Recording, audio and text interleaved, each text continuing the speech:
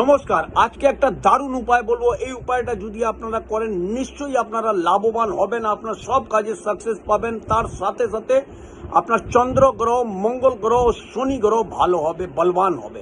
আপনারা কোনো শুভ কাজে যাচ্ছেন, কোনো ইন্টারভিউ দিতে যাচ্ছেন বা সাকসেস পেতে যদি চান, তাহলে আপনারা কি করবেন, বাড়ি থেকে বেরোবার আগে নিজের বাড়ির কোনো মহিলাদের এটা বলে দেবেন, সর্বদা এক গ্লাসে জল নিয়ে আর একটু থালার মধ্যে একটু চিনি বা কোনো মিষ্টি নিয়ে বাইরে দাঁড়িয়ে যাবে, সদর দরজার কাছে দাঁড়িয়ে যাবে।